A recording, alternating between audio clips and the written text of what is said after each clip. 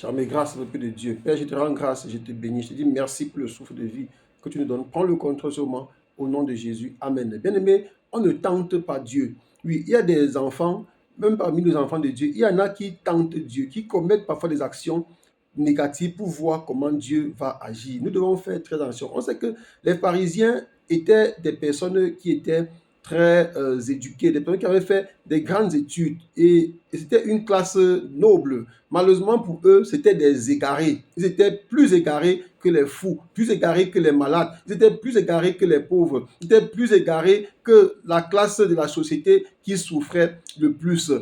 Et, et tellement ils étaient égarés que ils avaient même oublié ce que les Écritures avaient annoncé. Dieu était devant eux, mais eux, ils ne se rendaient même pas compte. Et c'est les mêmes égarements qu'on voit aujourd'hui avec beaucoup parmi nos frères qui ont fait parfois des grandes études, qui sont des grands scientifiques, qui ont parfois des grands postes dans l'administration.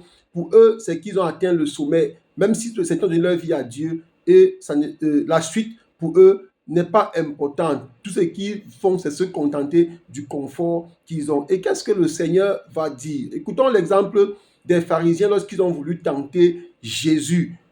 Dans Matthieu chapitre 22, verset 17, dis-nous donc ce qu'il t'en semble. Est-il permis ou non de payer le tribut à César? En d'autres termes, on peut dire, est-il permis de payer l'impôt à l'État, de payer l'impôt au président, de payer l'impôt au gouvernement? Jésus, connaissant leur méchanceté, répondit, pourquoi me tentez-vous, hypocrite?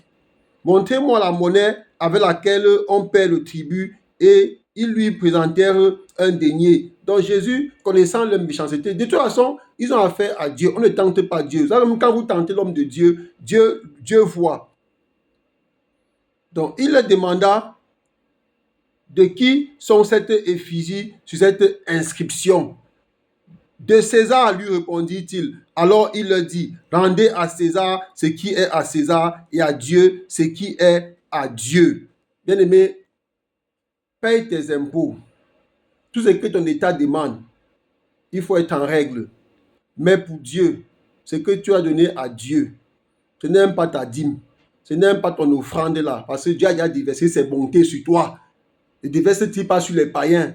Mais ce que Dieu a besoin, c'est quoi? C'est ton cœur. C'est là que Dieu dit, il dit, rendez à César ce qui est à César, mais à Dieu ce qui est à Dieu. Ce qui est à Dieu, c'est quoi? C'est ton âme, c'est ton cœur, c'est ton esprit. Donc Dieu a besoin de toi. Dieu n'a pas besoin de ce que tu possèdes. Parce que l'or et l'argent appartiennent à Dieu. Il n'y a que des païens, des insensés qui prennent ces choses-là comme si ça devait être pour eux toute la vie. Il n'y a que des insensés qui accordent une importance capitale à ces choses-là. C'est pour ça qu'on a vu l'attitude des pharisiens. Qu'est-ce qu'ils vont faire après? Étonnés de ce qu'ils entendaient, ils le quittaient et s'en allaient. Pourquoi? Parce qu'ils accordaient de l'importance aux choses terrestres. Donc, bien aimé, nous devons vivre avec les choses de la terre parce que Dieu nous l'a donné. Mais nous ne devons pas accorder l'importance à ça parce que ce n'est pas les choses de la terre qui sont garantes de notre destinée. C'est le Seigneur Jésus, lui seul, bien aimé, qui est garant de ta destinée. Je prie pour toi qui m'écoutes aujourd'hui, que tu commences à appliquer ce principe-là, que tu rendes à l'État, que tu rendes au gouvernement ce qui est pour lui et que tu donnes à Dieu ce qui est à Dieu. Et Dieu a besoin de quoi? De ton cœur. Soyez bénis. Amen.